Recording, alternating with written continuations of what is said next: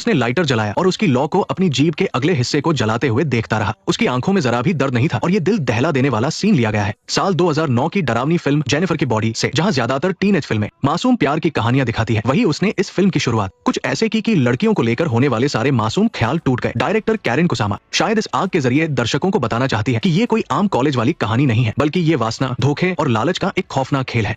और जेनिफर इस खेल की सबसे खतरनाक, दिलकश और सबसे दुखी खिलाड़ी है। कहानी की शुरुआत में टीचर एक भयानक आग लगने की खबर सुना रही है, पर जेनिफर को इस पर हंसी आ रही है। उसकी सहेली सारा ने जब उसे ऐसे हंसते देखा तो उसके पसीने छूट गए, क्योंकि उसे अच्छी तरह याद था कि कल रात सफाई पसंद रहने वाली जेनिफर अचानक खून से लथपथ उसके सामने आई थी। सारा ने उससे लाख पूछा, पर वो बस अजीब तरीके से मुस्कुरा रही थी। फिर उसने एक भूखे भेड़िए की तरह फ्रिज खोलकर कच्चा मांस निकाला और उसे पागलों की तरह खाने लगी। सारा कुछ समझ पाती उससे पहले ही जेनिफर ने अचानक काले खून की उल्टी कर दी, और डराने वाली बात तो ये थी कि उसका शरीर बिल्कुल ठंडा पड़ा था। इन सब अजीब बातों की शुरुआत कुछ दिन पहले हुई थी। सारा एक मासूम और शर्मीली कॉलेज स्टूडेंट थी, लेकिन उसकी सबसे अच्छी दोस्त जेनिफर उससे बिल्कुल अलग थी। वो काफी बिंदास और जिंदा दिल थी। वो जहाँ भी जाती सबका ध्यान अपनी ओर खींच लेती थी। सारा को भी उसकी परछाई बनकर रहने की आदत हो गई थी, क्योंकि उसे जेनिफर के साथ होने पर सुरक्षित महसूस होता था। सारा के लिए जेनिफर सिर्फ एक दोस्त नहीं थी, बल्कि वो खुद भी वैसा ही बनना चाहती थी, पर उसे अंदाजा नहीं था कि इस लगाव के पीछे उसकी अपनी कमजोरियां छिपी थी। उस दिन स्कूल के बाद जेनिफर ने एक्साइटेड होकर सारा को बताया कि आज रात शहर के एक बार में एक बैंड परफॉर्म करने आ रहा है, और उस बैंड का लीड सिंगर जेनिफर को काफी पसंद था। हालांकि सारा को रॉक म्यूजिक में जरा भी दिलचस्पी नहीं थी, पर जेनिफर की खुशी देखकर सारा मान गई। उसे तो जेनिफर की हर बात मानने की आदत थी। सारा को न तो बहुत सादा दिखना था और न ही जेनिफर से ज्यादा खूबसूरत। वो छोटे कपड़े तो पहन सकती थी, पर जेनिफर जैसा रिवीलिंग टॉप नहीं, क्योंकि वो जेनिफर की खास पहचान थी। उसके बॉयफ्रेंड जैक ने सारा की हिचकिचाहट देखी और उसकी तारीफ की, पर न जाने क्यों जब भी सारा और जैक करीब आते जेनिफर बीच में आ धमकती, सारा तुम जल्दी से खुद को तैयार कर लो।